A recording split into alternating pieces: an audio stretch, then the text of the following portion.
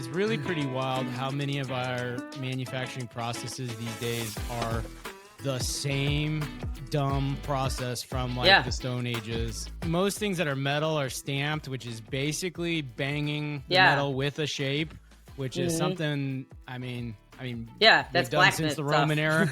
Blacksmiths have done it.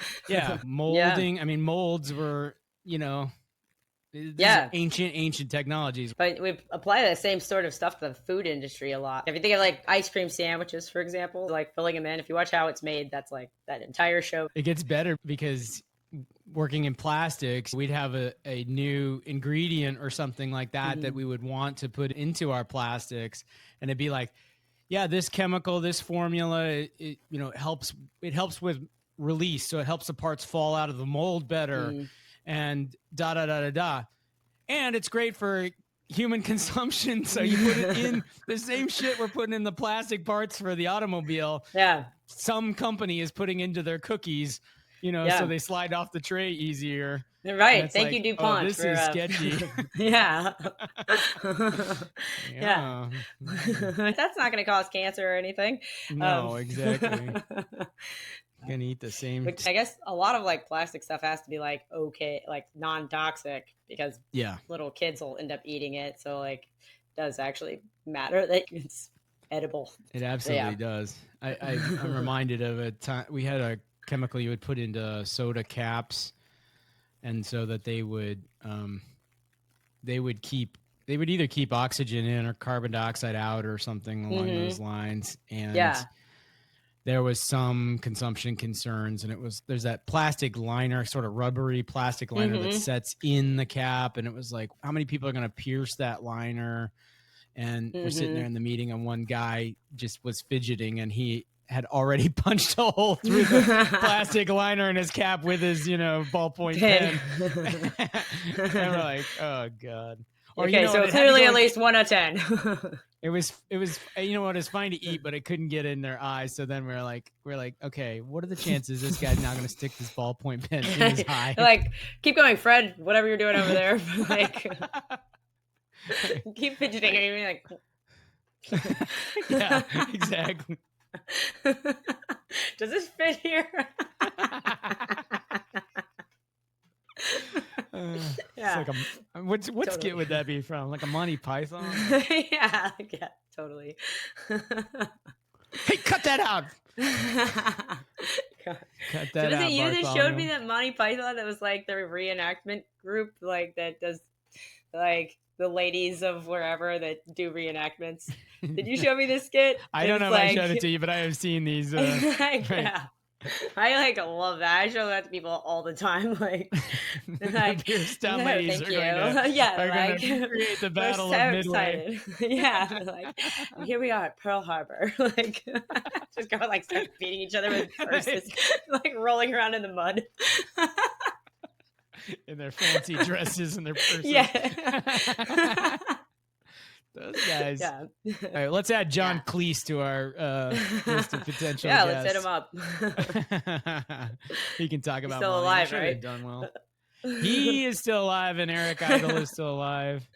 Yeah, he's like period. I mean, now Cleese might be too old to be in stuff, but anyway. Right. I mean, what is it? Dame Judi Dench. She just died, I think, this week. Or maybe she didn't die. I saw that she died, but I never believe things online. If I just see it once, I don't see it all over the place, and I'm like, that didn't happen. You're thinking of the wrong Dame. I'm thinking of the girl Maggie. from Maggie Smith. You're right. Yeah, Maggie Smith is the Dame who died. So literal Dame, but she's not like just me saying this Dame. I feel like lately people are just dying left and right. Maybe who died? Who else died? Pete Rose died like yesterday. Pete Rose.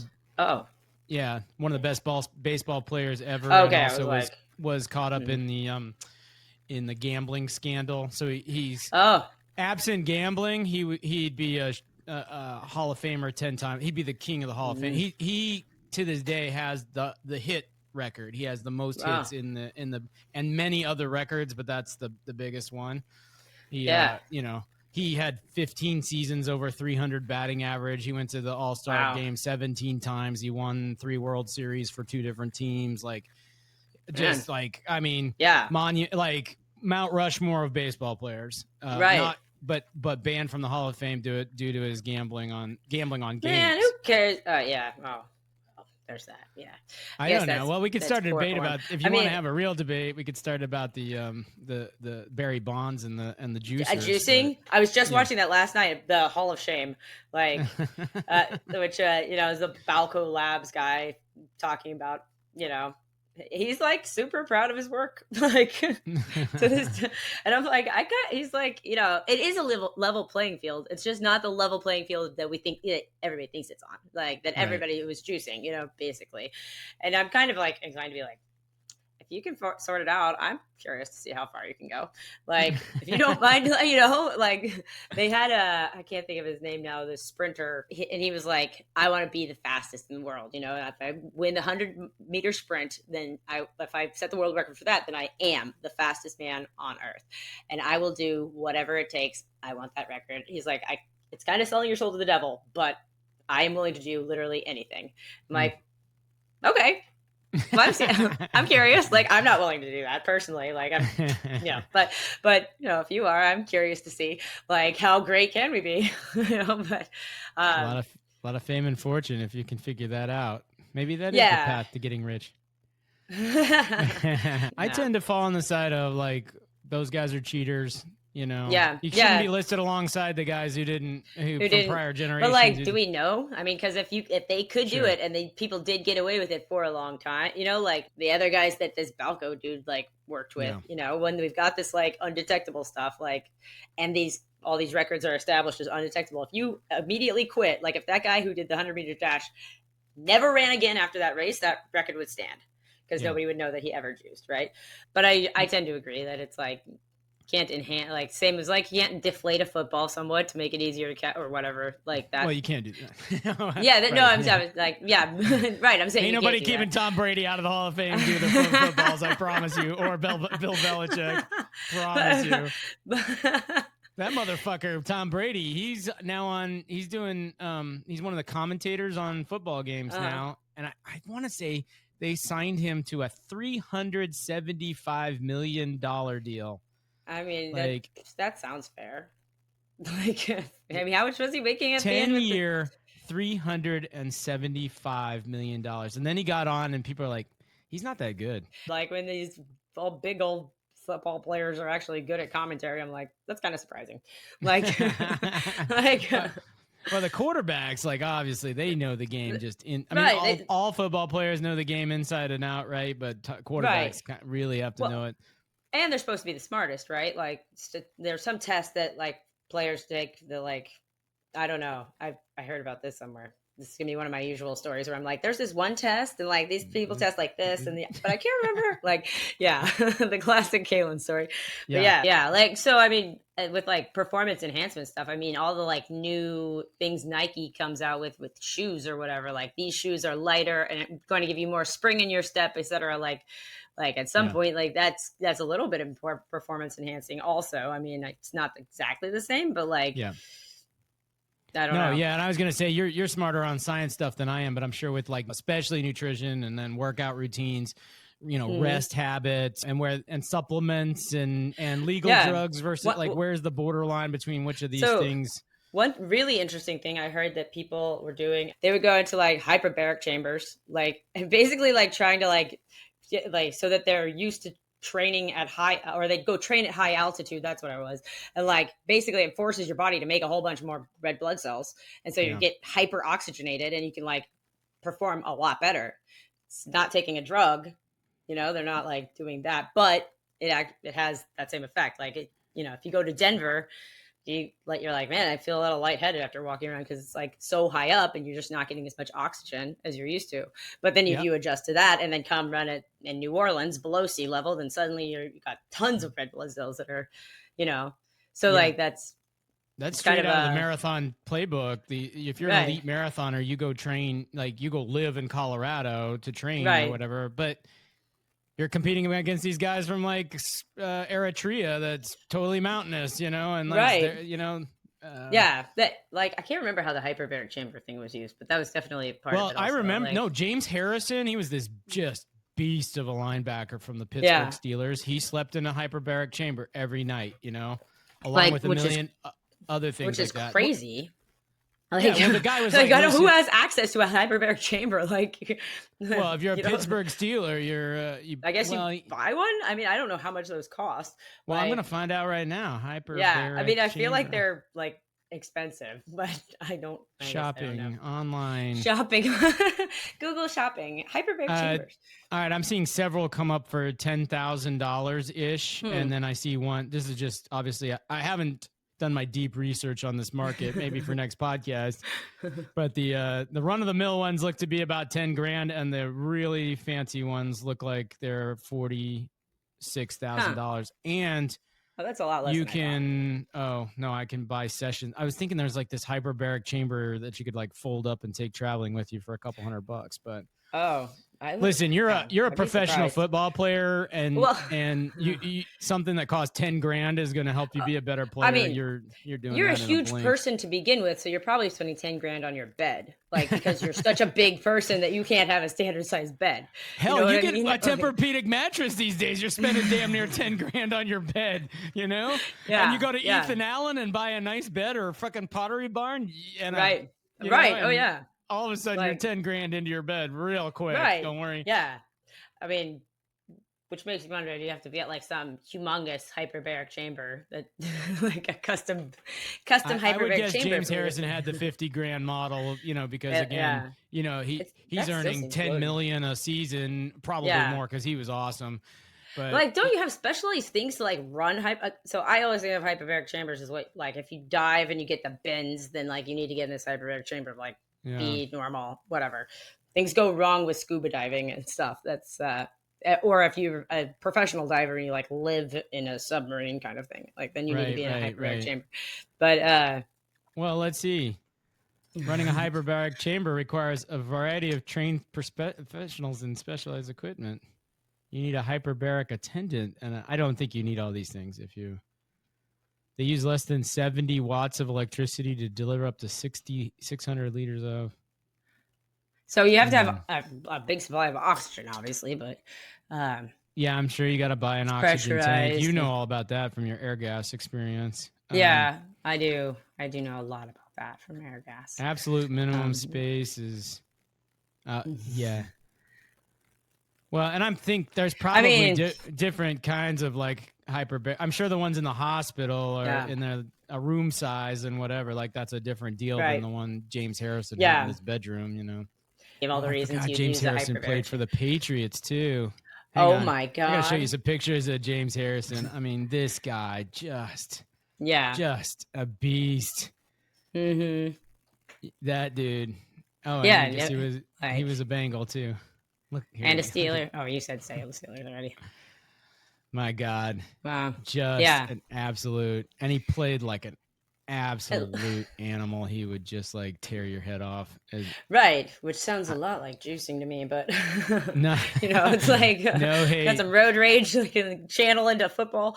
Like, well, they did a ESPN thing on him, a mini documentary or whatever. And that's where I learned about the hyperbaric chamber. But he was just like, his philosophy is like, my body makes me millions of dollars a year, so I continue to invest. I'm going to do everything I can to maximize this body's potential, Right. Oh, so, I'm sure that's true of all, Cindy Crawford famously, had that exact mentality about, my looks are what make me money. I'm going to use them for money. That's, back in the real supermodel days, when we had Claudia Schiffer and Cindy Crawford and all those. She's the only one of those big ones who take Playboy because she made such a mint from it. And she was like, whatever, this is what makes me money, so I'm going to use that to my benefit. And she looks freaking great still. But yeah, I know. She's still selling skin creams or something. Right. She must be got to be 60, I've considered right? something like that. Yeah. She looks terrific though. And all of those celebrities, I imagine Tom Brady and Giselle when they were married, their house must have been just the most boring food in the world. Nothing good at all to eat. They never, ever have ice cream in their household, ever. They eat chicken and vegetables, very specific, no extra of anything. But I think he himself literally had dudes running around all right, Tom, Yeah. time to eat this. Time, you know, it's I know that they have. 12:07. You got to eat Yeah. these 7 raw pieces of broccoli or whatever, you know. Right. Yeah. And this exactly. ground up, turmeric. Right. So I think that's the life you get. It's for like Hollywood people. Certainly, when guys are like they're gonna become Aquaman or whatever. Like that guy was already like had a great look before, but like I think it gets crazy hardcore. I've heard Christian Bale. Oh, Christian Like Bale, yeah. he's talked about like I mean his body has been in super extremes because he was in The Machinist where he had to like get down to like 130 or something like that. Like he looks emaciated, Machinist.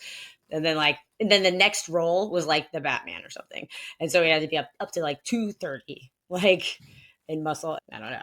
It's like dangerous points, you know, like I'm not sure if he's one of these, but some actors on top of all that, the workout routines and the diets and stuff, then they also their method is they live every day as that character they're going to become. And I'm just the like, method acting. How insufferable must it be to be like, all right, to be around Dick Cheney, what do you want for being around Joaquin Phoenix? Like that's why everybody thought Joaquin Phoenix was crazy for a while because he was like promoting his movies, like, and I'm living this character. That's just who I am right now. Like apparently Jim Carrey when he was his Andy Kaufman, like everyone had to call him Andy. Yeah, I think Dave Chappelle talks about it. He's like, I got to meet him. Yeah, I got to meet him, and he's like, "This is weird. This motherfucker wants me to call him Andy. I know his name." It's like I'm meeting like my dream, but it's not my dream playing someone else. Like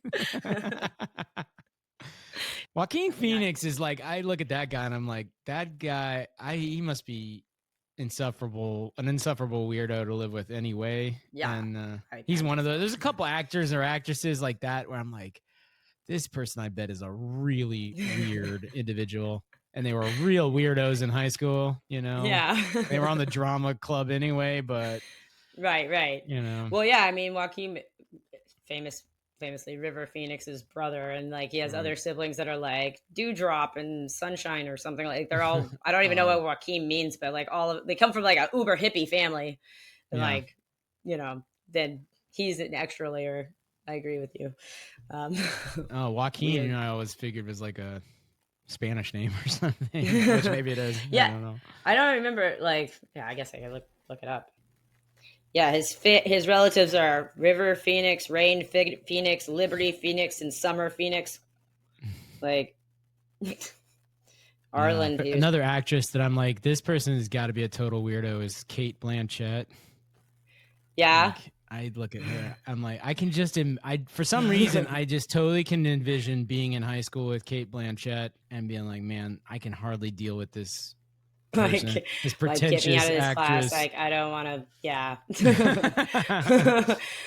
Katherine Hagel seems like, you know, super nice and whatever, but apparently she is like just the worst person on earth to work with. Like a lot of people like will not work with her. And that's like why she started doing ZQL commercials because like, she wasn't getting work because she's such a pain in the ass. No kidding. Yeah, she is definitely one of those that just comes across as just super girl next door, super sweet, down to earth, like nice. Yeah. I don't know. Yeah. People are like, she's a goddamn nightmare. Yeah, she is a nightmare. I will never work with her again. Like, wow. That's how people were with Bill Murray. Like evidently like being on a in a movie with Bill Murray is a total nightmare, but anyway. That's interesting. It's kind of like us, Kalyn. We kind of like pretend to be people who know what the hell we're talking about with money. We're so pretentious. That's the two of us. Listen, folks, if you've come to a podcast for pretense, you've come to the right place. Let's cue the music. Yeah.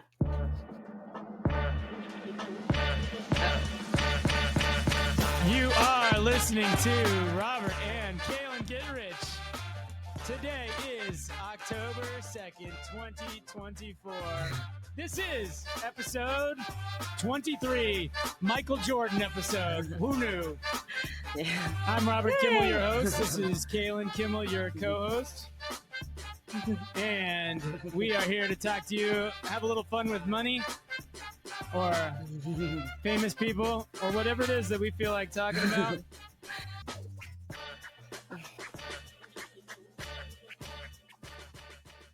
Right. So, Kalyn, off camera, you were saying you had A a product product. to show you? Yeah, I And I have do. a It, product to share with you ooh. too. So I'm excited. Oh, My product that I was going to show you. So I was at Target and I found this on the clearance end yeah, cap, and yeah. so I was like, well, I got to try that. But this is the Mountain Dew that's out for Oh, Halloween, oh and no, I haven't it's seen it. called. And this in his this ghost's face, it says Voodoo with do Oh, DEW, but this is the mystery flavor. yeah, Um, that's and I was exciting. like, so Does here it it? is, Mountain Dew mystery flavor. Smells kind of like it smells like candy. Yeah, It smells like Mountain Dew candy. yeah.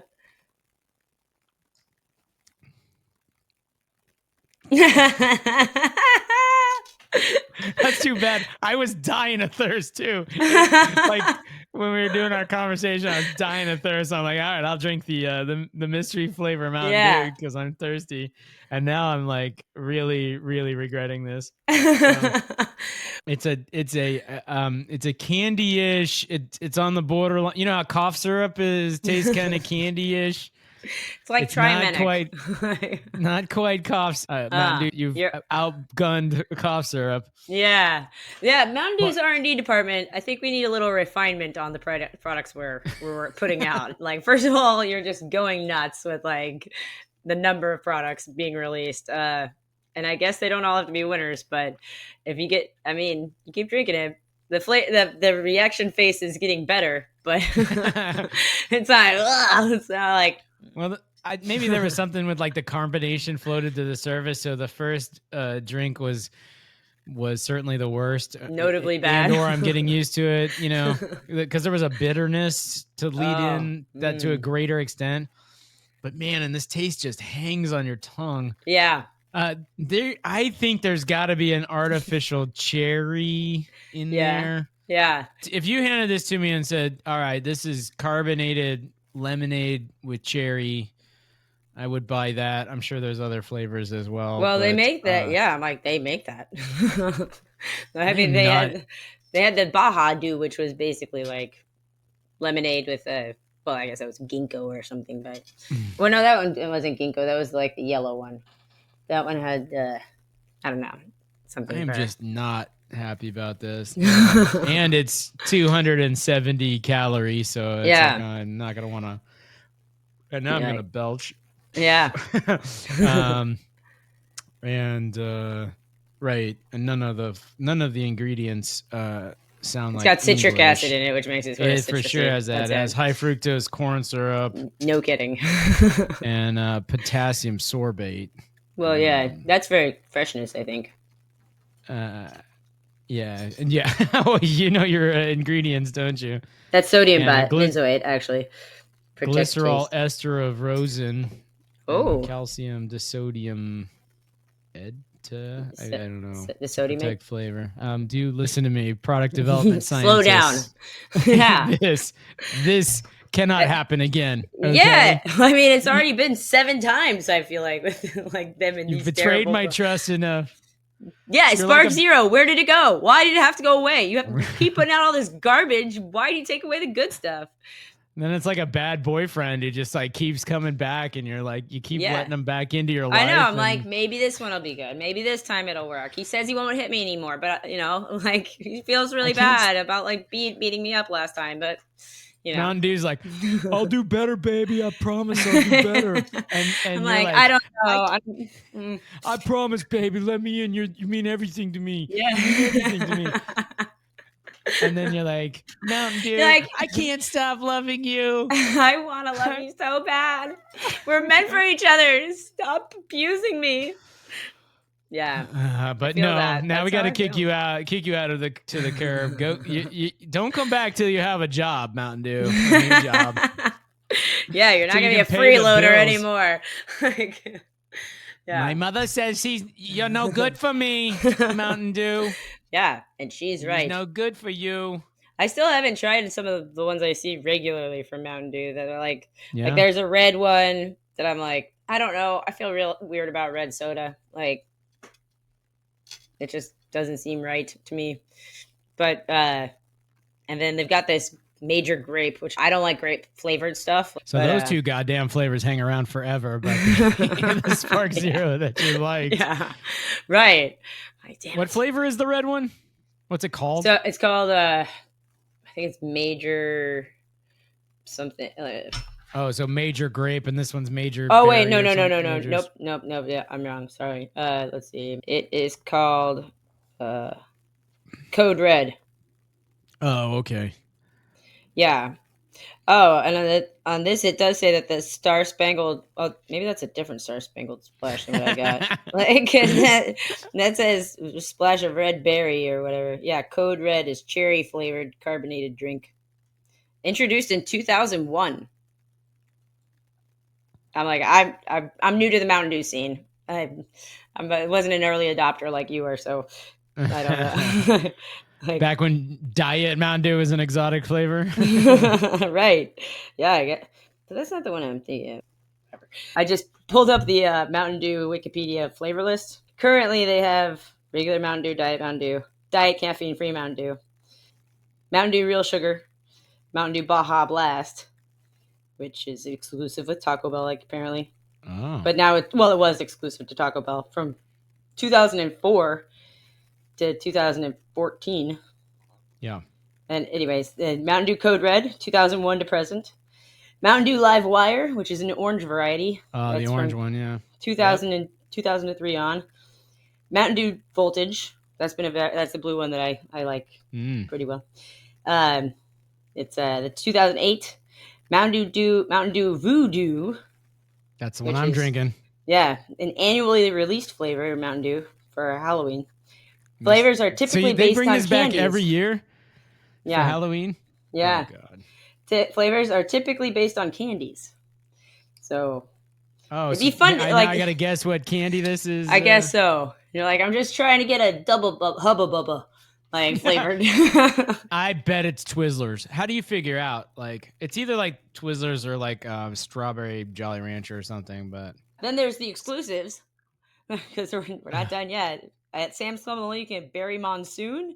KFC, you can get Sweet Lightning. At Dollar General, you can get Maui Burst. At Walmart, Dollar General gets their own Dollar General. Yeah. Here's the Mountain Dew for poor people. Oh yeah, wait. There's the next is Walmart has the Frostbite exclusive. Then that Sheets sounds good. Sheets, okay. Sheets has Atomic Blue, which is electrifying lemonade, and that's exclusive to Sheets and Come and Go. Then Bojangles has Southern Shock Mountain Dew. Red Lobster has a Dew Rita. Jesus. It's a margarita made with Mountain Dew. I could get behind that. The first alcoholic Mountain Dew product. which has Mountain Dew Vibe. Then Kroger has Thrashed Apple, which I've definitely seen that one. Food Lion has Dew Uproar. Applebee's has Berry Bash. Buffalo Wild Wings has Mountain Dew Legend. Casey's has Overdrive. And 7-Eleven and Speedway have Infinite Swirl. So couple reactions here. First, these motherfuckers will make a flavor for anybody. You're making a flavor for Bojangles? Yeah. And freaking Circle K? Yeah. And Red Lobster's bankrupt now. What's happening with the Dorita? Mountain Dew, you might never get paid for the Dorita mix you sent. I know. You might want to just go ahead and write that right off your balance sheet. Yeah, I don't even know what Casey's is. Is that a grocery store? No, you guys are making a soda for Casey's. Yeah. Convenience stores. Yeah, that's right. I've been to every state in the union. Okay, Mountain Dew. I've never heard of a Casey's, and you're making them a custom flavor. I'm surprised you haven't heard of them actually, but they're a Midwestern and Southern United States convenience store chain. That's reaction one. Reaction two is why? Like, you're the retail. Okay, so you're Kroger. You're getting more business because you have Apple Upchuck or whatever that flavor was that they're making. People go to Kroger specifically for that flavor. I mean, 1 in 10,000 people that freaking loves right, apple upchuck. right. I Mountain will Dew. shop at any grocery store in the Union if they sell Mountain Dew Spark Zero. That's true, and I Right. will exclusively shop there. But I am the outlier here. Right. Again, this is probably pre-episode, but we were talking about the freaking warehouse at Lego. I mean, just guys, simplify, streamline. You know, and I didn't go through 90% of these. It looks like I just kept scrolling. Then they have frozen beverages. Then they have some international variations, like Mountain Dew Extreme, made for Kuwait. Later Honduras. Extreme later for heat. Honduras. They still sell it apparently. Oh, and also in Saudi Arabia now. Yeah. This is going to be like a Bill Maher new rule, but new rule Mountain Dew, you have to admit that like half these flavors are the same thing with different names and different labels. I would think so. I mean, I hope so, honestly. Berry Blue and Blue Blast and Extreme at blah, this blah, point, blah. Like it's worth looking at this list just because it's like, it's so long. Like, just throw a little bit of this shit in there. Like, make it a little pinker, make it a little redder. Let's add some ginseng. That seems to be popular right now. Like, their sales department goes out and they're like, great news, everybody. I finally locked in a deal with Alibaba's like brasserie or whatever, like Frida Shack. Yeah, exactly. But they need an exclusive, so we're gonna do Magic Carpet Mountain, exactly. Mountain Lager. I gotta say, and here's another thing, Wikipedia people, guys, this is like you got to do better, Wikipedia. This kind of reminds me, one of our little discussion practice exercises, 2-minute drills, was about breweries, microbreweries. Yeah. And my general take on the microbreweries, I stole at least one of these takes from you, but the first one was, guys, there's only 10 flavors of beer, right? It doesn't matter which brewery you go to. It's the same shit, okay? You got a lager thing. You got an IPA. You've got a brown ale. You've got an amber ale. You've got a wit beer. You might call it a wheat beer, and you might call it a this or a that, and you might add a little orange slice to it. But it's the same shit, you know? Yeah. And you give it a fancy name because you're the Firehouse Brewery, so you call it, Engine 9 IPA, and the other one's the Ladder Truck Lager. Right. But it's the same stuff. So, man, don't tell the beer nerds that though, because they will rip you a new asshole about all the attention different beer nerds. We're gonna make this a short. Attention beer nerds. There are only 10 flavors. Stop pretending there's not. Okay. Lager, we're sorry to our friends porter, in Germany. And a porter and a stout are the same thing. Stop pretending they're not. Okay, beer nerds. I am talking to you. Yeah. IPA is the same as double IPA is the same as triple IPA, okay? Sometimes it's a little more IPA. Yes. And I think that juicy one. Yeah. I hate the sours. That's the rant I went on. We don't even want to try to make stuff taste good anymore. And I was willing to go there with the IPAs. I fought my way through to liking IPAs, but it was a battle. It was an uphill battle, like it was when I first started drinking beer, where I was like, ugh, this stuff's awful, but I'm 17, and so of course I'm going to drink it. I have to do it, yeah. This is the only option I have. It's this or Mad Dog. And so here we go. But yeah, it's awful. And then I learned to like it, and that same thing. And I'm not going to do it again. I won't do it. I will not like sours. They're just awful drinks. The end. Stop trying to make it good. It's not. Ooh, so complex. I mean, that just means it tastes bad. I'm like, you've pushed me too far, beer industry. I will not do it. I'm done. You come up with anything else that tastes like garbage, I'm not drinking. I refuse. So. The other one I did, I stole your take. I'm pretty sure I know this is your take, but I was like, the tour at the microbrew, it's like, listen, if you thought the beer flavors were the same, every microbrew tour is the same. Yes. Okay. Yeah. Here's where we heat the boil the right. We put in a bunch of this barley and that pop and whatever, and we figured out the perfect balance of this. Yeah. And then you go over to the bottling line and you're like, oh, this is just way less sexy than I ever thought it was. When do we start drinking? That's what I'm here for. Every time I'm at a brewery, I'm like, this is just, well, actually all manufacturing in general. I think I grew up thinking the Keebler elves lived in the tree making magic cookies. And I just know I've never been to the Keebler cookie factory, but I promise you it is a We I mean, I'm sure exclusively it's hire well lit and all elves. this. Like, It's not involving elves and rainbows. It's, yeah. concrete floors, people clocking in, waiting in Yeah, line. big vats, huge vats where you pour in like, enormous amounts of flour and baking soda and whatever. Yeah. Yeah. I just, Yeah. and nothing's, spoiled the mystique of automobiles, like working in the automobile industry. Like the day I went to a factory, a mold shop. So a supplier to a supplier to a supplier of Ford. Oh, yeah. And there were people on using 50-gallon drums as tables. And what they were doing is hand gluing the Mustang onto Ford Yeah. Mustang grills, like, Yeah. and on these 50-gallon drums. And I was like, Yeah. okay, this is not nearly as sexy as I had ever imagined. I just saw a video recently that was like showing these guys in like India or Indonesia or, somewhere in that part of the world, making brake pads. And they were like, it was basically a by hand effort also. Like they grind them all down and stuff. And then they just like put some glue on this side and then slap that thing down and whatever, stick it together, put it in the box. And then it's like exactly what you see at the store. I'm like, oh, huh.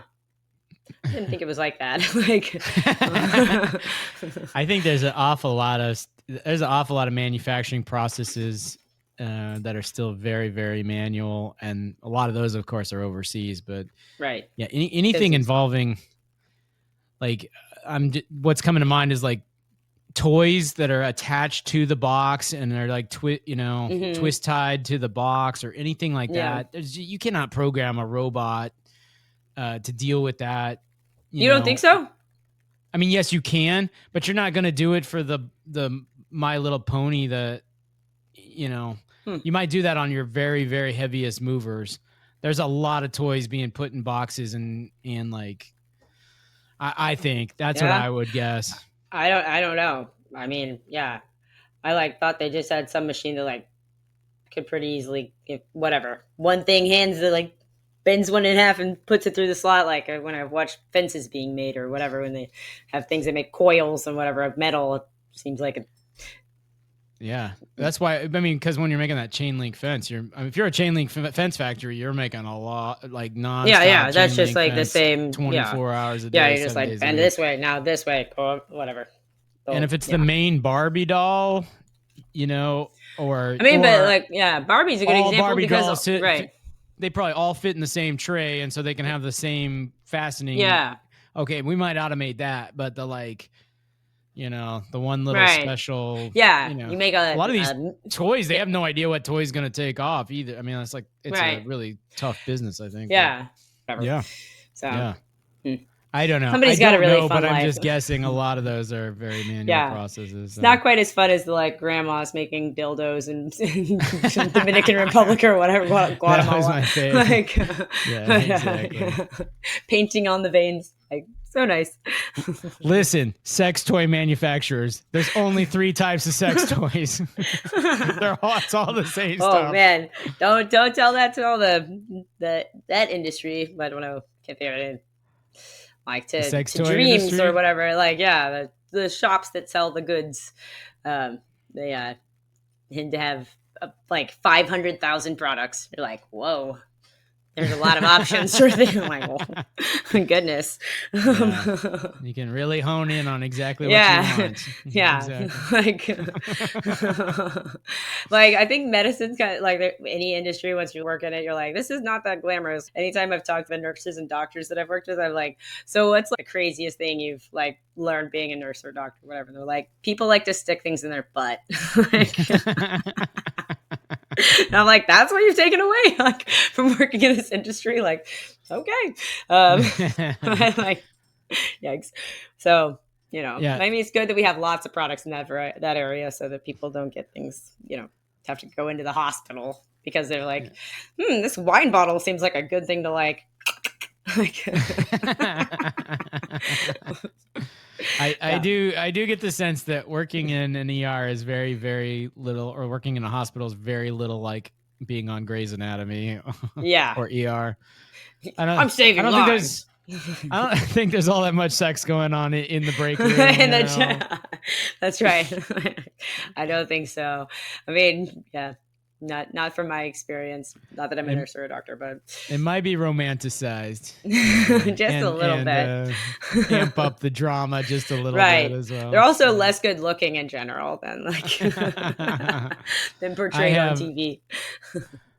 Yeah. At one point, Andrea watched like every stinking season of Grey's Anatomy, and it was just like I can't eventually it was like they cannot think of any new natural disasters to befall the city of Seattle. There was some joke that they had like 2 like tornadoes with the helicopter crashing into the building. 2 different seasons that happened or whatever. And I'm like, what?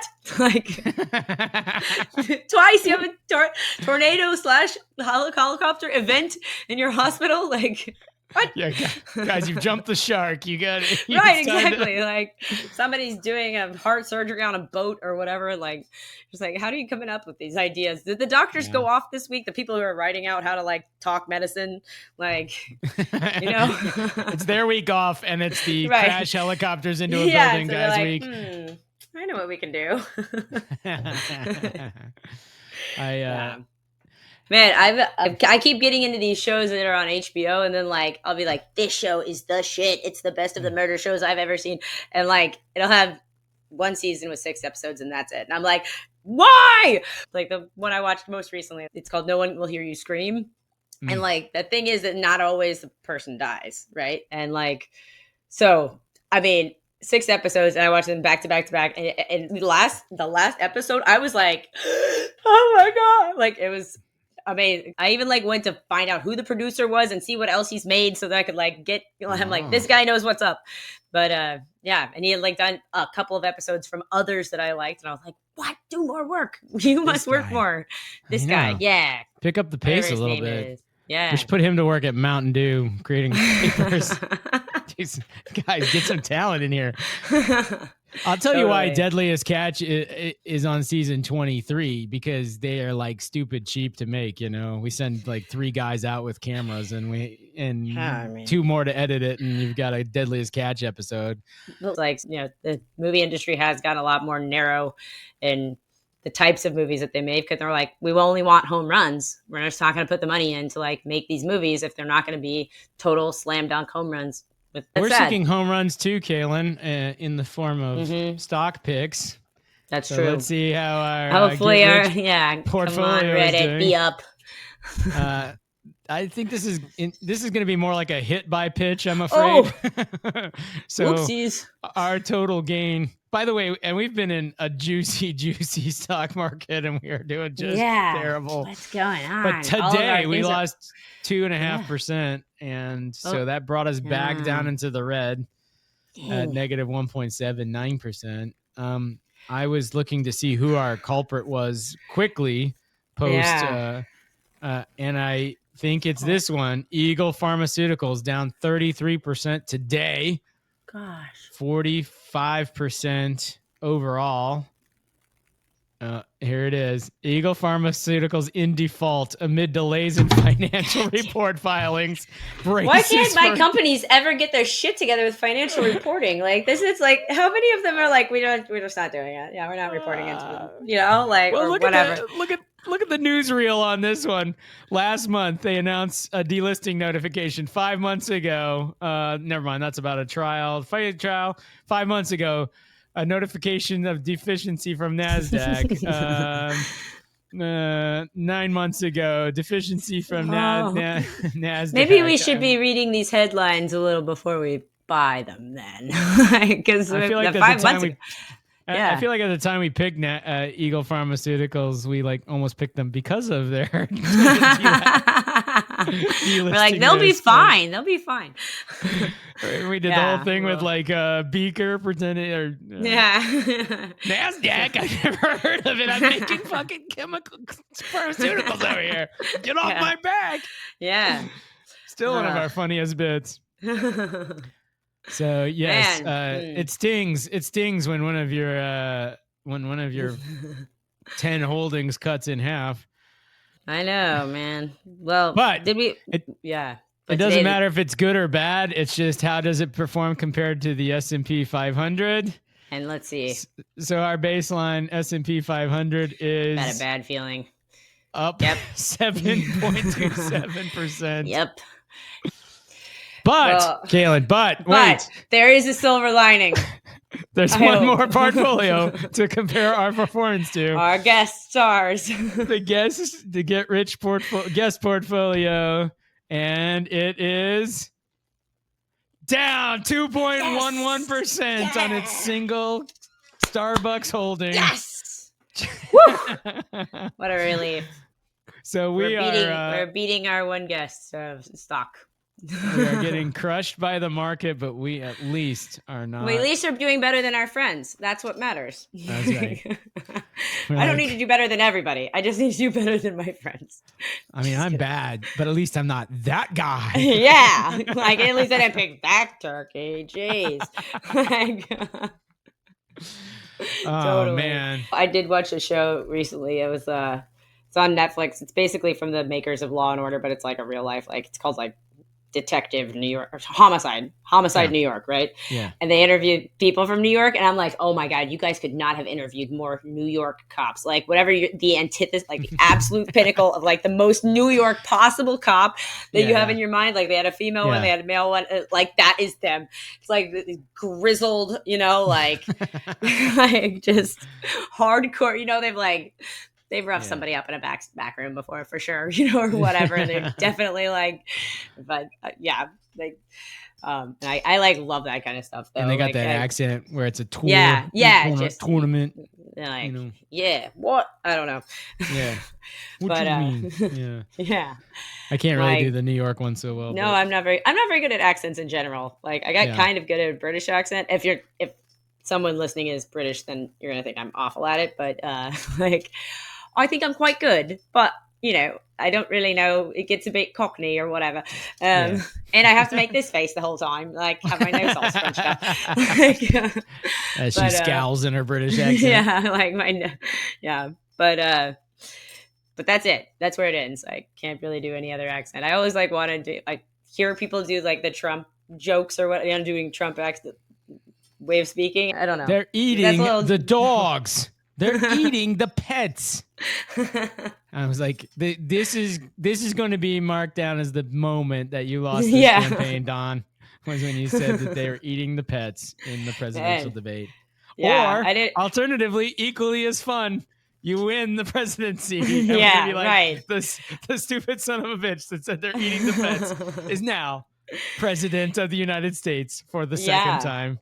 I mean, it's like a coin flip at this point. I feel like I don't know. I haven't kept my ear to the ground on it because I'm like, I have no control over this stuff. I'll vote probably. In our state, it is very important who you vote for senator, but who you vote for president is not going to matter this race. So really, so I've heard that Ohio is like one of those states that they're like, how Ohio votes is how the nation turns out or whatever. This was true. Yes, and we have one of our microbrews has a beer called Swing State, and it's the same stuff that you might get at a different microbrew called Hook and Ladder Lager. But nevertheless, it was called Swing State because, up through maybe 2 presidential cycles ago, Ohio was absolutely a very pivotal swing state, but it's gone hardcore red basically since Trump. All right. Well, I don't have a great segue, but I had a follow up from one of our previous conversations. So we talked about this extensively the time we had Her Majesty Andrea Kimmel on the podcast, but about luxury resale goods, and saw this article in the Robb Report. I do not subscribe to the Robb Report. Secondhand luxury goods are now a $50 billion business worldwide. Which is not surprising to me at all, if I'm being totally honest. And this is from a Bain & Company estimate. And then they had the bit about which brands. So the brands themselves are like thinking about, how do I deal with this, right? So like as an example, they give Rolex has started a certified used Rolex program, right? But that's because Rolex, there's a lot of Rolex out there, and and whatever, but there's like not so many that you can't do this. When you have, if you're a fashion brand that sells dresses and it's a different dress every week, right? You can only have so much of this like certified used product, right?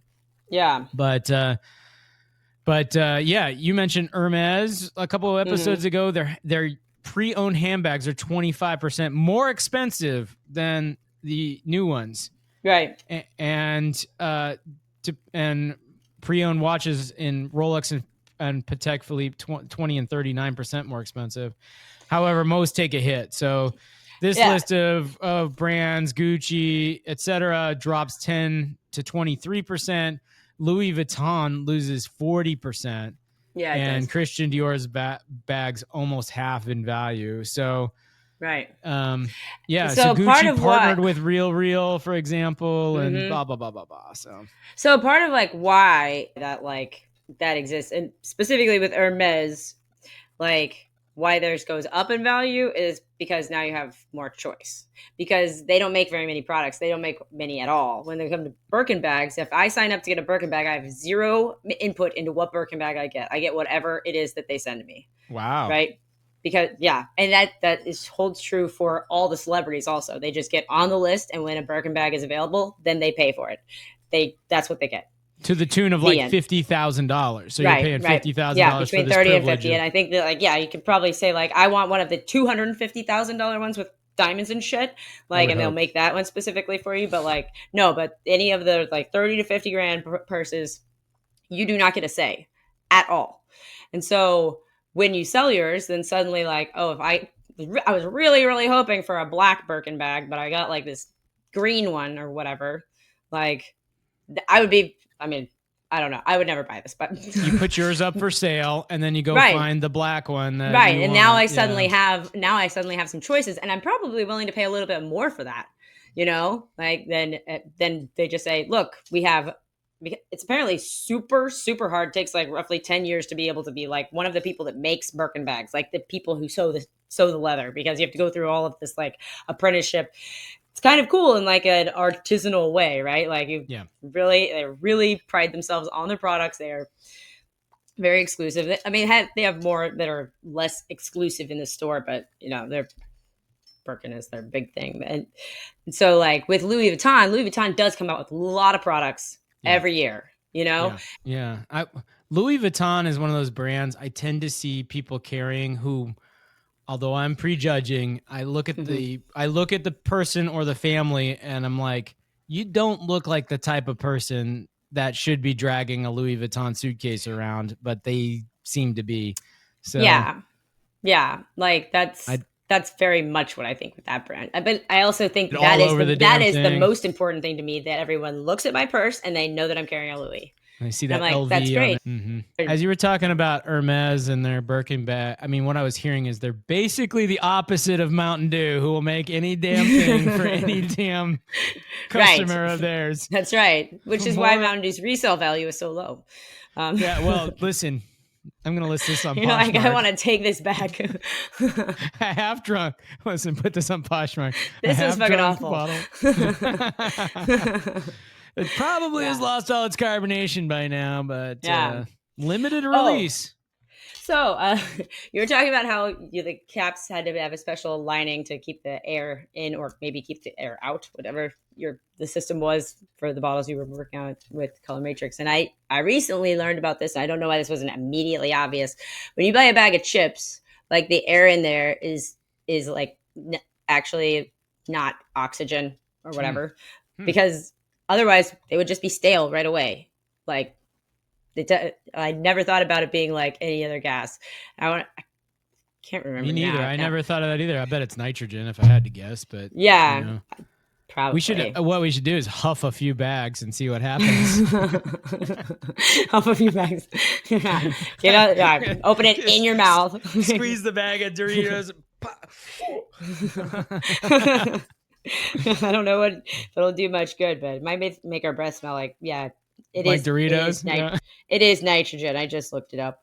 But that's because nitrogen's cheap, and then it protects the flavor, color, odor, and structural integrity, which Yeah, I had never thought about it at all, but that's like that's why they, you buy a bag of chips that's been sitting on the shelf for a year, they're still going to taste the same. They're not going to be stale in the way that they will be like within a week after you open the bag. Yeah. Or in Houston, one day, if you set them outside. Yeah. Yeah. And especially if you don't like put a clip on them like mom and dad, they seem like opposed to like wrapping things up or trying to keep Really? air out. I'm like, what's the deal? Like, you don't care? You like chips stale? Like, Eat them so okay. fast they don't go bad. No, they don't at all. They take forever to eat them. I'm always like, are these crackers going to be fresh? No, definitely not. Like, crackers are as fresh as our knives are sharp in this household, you know.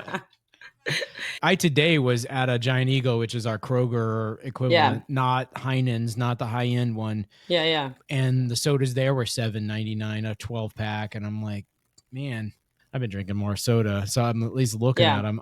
I'm just like, even that there's need to, I'm like $88, eight divided by 12. You know, it's too much.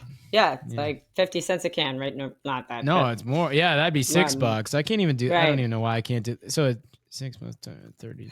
It's like 75 cents. $8 divided. So maybe both of it. It's 66 cents a can. 66 cents. Folks, this is how we do math on this finance. Like carry the two and. So my limit is 50 cents because that's what you used to pay in. The vending machine when I was a kid, they were 50 cents a can. But now to pay that at home for a refrigerated can of Coke. And I'm like, man, the days of me buying five 12 packs for $10 or $12. Whew. That feels like, man. Absolutely. I guess that's long gone. I mean, now like I'm getting them for roughly $5 a 12-pack here. Yeah. Like it's usually with some sort of special that Kroger has going on. I have to like try to get on the right week, but now it's like buy two, get two free. And they're like $7.99 or $8.99, depending on which kind you get. Stuff you have to do. And I think they were last time I was at Costco, they were 38 cents a can or something like that. And I'm like, okay, I'll buy a flat of Diet Cokes for 38 cents a can. But it's a desperation play to buy them at one of these grocery stores around here. Yeah, I know. I'm like, what am I gonna do? I've been thinking about this for my trip. Should I pay to check a bag that's just full of Coke? Should pay to have not just check a bag, but check a heavy bag that's got like 6 12 packs in there. Now you're paying the heavy bag penalty. So you can. So I'm paying like $100 for this bag. We gotta figure out if this math works out. And there is nothing but soda in there. I know this is well-trod territory for us, but I just feel like I have to bring it up again. Like I listened to another episode of I Will Make You Rich, and just so these guys, their particular deal was they have $3 million in the bank, but they also have $40,000 of credit card debt. And it's like, he's like, this doesn't make any sense. And these two, they're not married, but they're having a baby. And he makes a lot of the money. He makes 3/4 of the money or something. And, she's a flight attendant. He's a bigwig at a company. Yeah. And just like the way they operated they're just their thought process. And I'm like, it's incredible to me when I hear some of these people, because I'm like, I didn't realize I was so different than everybody else or whatever that people are so different from like in general. Like, how did you get to this point? This was the logical choice. Like, it's like, obviously not a lot. There's so many people where it's just like, it'll all work out. That's the thought process. Yeah. Like, spend every dime I have and even more, go into debt. And I'm just not going to worry about it. I want to go skiing. Right. So I'm going to put it on my credit card and I'm. Yeah. My dissatisfier in life is just like people really like I need more. I basically I think I'd be very happy, and when I'm in a good relationship, I am quite happy in life in general. Like if we throw in a husband to the mix in my life, then I think I'm like pretty happy. Like, yay, life's pretty good. I don't know. Whenever I hear you talking about getting married, I'm like, oh, So you're tired of being unhappy single? You'd like to be unhappy married? Okay. But like, but my problem is that like I'm lonely and isolated, Good and for like, you. yeah, I think that like I know that like being married is not like a panacea for sure. Like, I don't think like, oh, we're just gonna ride off into the sunset. It's gonna be perfect. Like you and Nanchi just wake up and start or stargazing at each other every morning. Like, oh my god, I wake up next to you. You're so perfect. I love you. Like that's I every say day, stuff right? like that, and then Yeah. Andre is like, "Shut up." She's like, brush your teeth. Cut it out. Get out of here. But this actually kind of related. I wanted to for the my scam of the week is kind of a tangent, really. It's less of a story there, though. Perfect. There is a story. It's a drug called Nurofen, which is popular in Australia. It's an ibuprofen, right? And they got into trouble because they made Nurofen for period pain. Sorry, my necklace keeps getting caught in my desk. I'm flip it over. For period pain, for arthritis, for whatever, and it was all the exact same product, but they charged like twice as much for the different one. But that tastes different. Then they charged more. Yeah, but I'm telling you, the berry blast at one place is the same as the berry extreme at the other place. I promise you. Oh, anyway, sure. Carrying on. On. So they said that like, you know, this one is specialized for this, and it really wasn't. It was exactly the same thing. And I think that we do the same thing here. Like if you look at Tylenol for arthritis or for migraine or whatever, I'm pretty sure, not 100% sure, so don't get on a Tylenol, but I think it's the same medication. I don't know if we charge more for the specialized one, but anyways, they ended up having to pay. In Australia, their people took them to court, and they paid $6 million or whatever for being bad. And it reminded me though of like the placebo effect. And as it turns out, like with pain medication specifically, if a pain medication is specialized or labeled as being specialized, it actually works better, even if it's the same medication. And it works better if it's more expensive. It works better if it's red in color. And so really the scam of the week for me is like the scam that we all pull on ourselves of the placebo effect, because it's like a super real and fascinating, especially in the pain department. It even is effective if you know you're getting a placebo, like specifically related to pain. Placebos are not going to like cure viruses or infections. You know, they don't shrink tumors, but like anything that's in your mind, which is all the things about how you feel, placebo has a really huge effect on that. Like everyone thinks they're going to be able to tell, but they can't tell, even if they know that it's like not going to work. Wow. Which I'm like, man, just tell yourself good things. Yeah. People. I have some reactions. So the $6 million, you said $6 million fine these guys paid? Yeah. That's like a minute of Tylenol sales, I think. Like it's the highest corporate penalty ever paid in Australia. For misleading the public, I guess, or whatever. Maybe Australia. I know. Maybe these companies aren't anywhere near the size of drug companies. I mean, I don't. Right, it's Australia, so who knows how their shit's all crazy. Do you think they argued about this placebo effect thing because you could literally say, yeah, the difference is the name and the packaging. And so the thing is that they charge twice as much, and so they like say that it works better. It works better, Kalyn. and it actually extra works better because you charge more. Like apparently, a pain medication, when it's expensive, people think it's going to be better, and then it is. Same as like if you pour wine. If people think wine is expensive, it tastes better. Like, and if it is poured from a heavy bottle, also tastes better. Same exact wine. We're stupid. That's the reality, is that we're dumb and we want to think something's fancy, then it is fancy and we like it. You know, like, I mean, just all the more reason not to buy like the Louis Vuitton bag or the Hermes bag. So it's like, you could just get a knockoff. You're going to get the same reaction from people, and like, right. We're dumb as humans.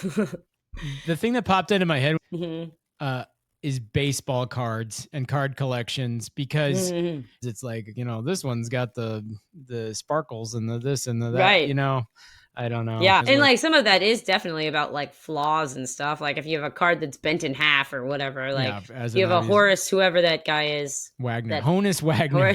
Honus Wagner. Like even if it's bent in half, it's still worth a lot of money, but it'd be even better, way better. Like crazy better if it was in mint condition. Yeah. Right. Like. Well, I know something but, that's I not mean, even close to mint condition anymore, but we need to check in on, which is a 5-pound gummy bear. Oh yeah. You're like, where is this What going? do you mean it's Where not? is this one going? I know. I was like, what are we talking about? It's more in cherry condition than mint condition, if I'm guessing. Heck. It is in cherry condition. That's true. The weight is 4 pounds, 9.9 ounces. Woo, we're getting there. Yes, we are. Come here, bad boy. That's yeah. If you took off you're okay, so you're almost 2 ounces from being 4.5 pound gummy bear. Yeah. Yeah. Okay. All right. Let's not just eat it like corn on the cob. Just the next bite over. Okay, do that. A series of bites and gosh, you're getting good at this, man. Yeah. These are some of the deepest, most. Well, yeah, I gotta get in there. Maybe that's the voodoo mystery flavor is 5-pound gummy bear cherry. My pain is so much better because it's red. Yeah, sleeping pills work better if they're blue. There's like a huge difference in how you feel if you have to take 3 small pills versus 1 big pill. Like, wow, it's crazy. Kalyn is measuring the gummy bear now for the post bite weigh in. 2 bites, yeah. 2 bites. I've upped the ante. Yeah, up the pace of biting. Yeah, no, yeah. It looks very much like corn on the cob. Not. Okay, 4 pounds, 8.7. All right, so you took 1.2 ounces out. That's pretty good. So how long at this pace will it take me to eat the whole thing? Well, 4.5. Right, yep. Right, 8.7. 0.2. Divided by 1.2 is what we said. 1.7. 60 weeks, 60.8. So we cannot quit this podcast until we. We got another year then, at least more than a year. I mean, the good news is on the 61st podcast, we only have to do, 80% of a podcast that time. So that's true. That's the 0.8. That's the 0.8 podcast. Maybe you should eat some of this while I'm up there, and we can have a little bit. It's worth a try. I mean, I would try it, and we're gonna try the. Yeah, you have to try it for sure. I mean, you're gonna try the blood. There's plenty of spots. Try the gummy fries, and we're gonna try the masks, Cheeto masks, and then we're gonna.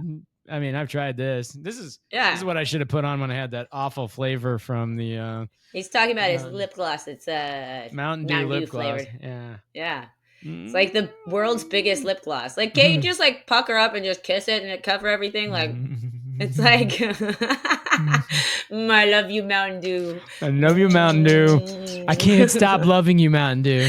I know. I promise I'll do better. I promise. That's right. This episode's totally titled like Mountain Dew, our abuser. Our abuser boyfriend, Mountain Dew. So right. My abusive boyfriend, Mountain Dew. You know what? Maybe it's time. I think we've cycled back to Mountain Dew now for the 45th time this episode. Yeah. Maybe it's time that we wrapped it up. Do you have any last orders of business before we? I don't. Well, we can talk about the stock stuff next week. I'll come back to Helmet Aerospace. I do have some Helmet Aerospace to talk about, but it was such a rich conversation around Mountain Dew flavors that which is way more important than like aerospace actual investment stuff. Like, like we like check the portfolio and then we're like, let's just talk about other things. They're like, we're really terrible at investing, and yeah, and I'm like, and here's why: placebo effect, because like the advertising industry is just telling us shit that's not true, and we believe them. Like, these are our lessons for today. I think Elon Musk is the true placebo effect. Like, and every time the market value starts to slip, he goes on and he announces some huge thing they're going to have, just around the corner. Yeah. And then around the corner never arrives, but somehow the stock. So someday this whole thing's coming crashing down. This might be my scam of the week is Elon Musk and Tesla. Then let's save that for next week. I'll let you do scam of the sounds week next good. Week. Well, as for this week, I think we ought to cue the music. Yep. This was Robert and Kalyn Get Rich, a podcast brought to you by Get Rich Media Productions. Hey, listen. if you made it this far, you owe it to us to like us, leave a comment, subscribe, share it with your friends, subscribe. Good idea, Kalyn. Yeah. You know what? I have another good idea for us, Kalyn. We should ask people to do this towards the beginning of the podcast instead of towards the end. We had little technological difficulties this time. We did. If you're a hardcore enough fan to still be listening to us, please rate and subscribe. Maybe also send us an email, robertandkaylyngetrich@gmail.com. Kalyn is spelled Kalyn. You can see it on the picture at the top of your podcast, so I shouldn't have to explain it to you again for the 23rd time. We made it through the whole episode. We never talked about Michael Jordan, number 23, but anyway, the GOAT. We're thinking about 24, 2 dozen. All right.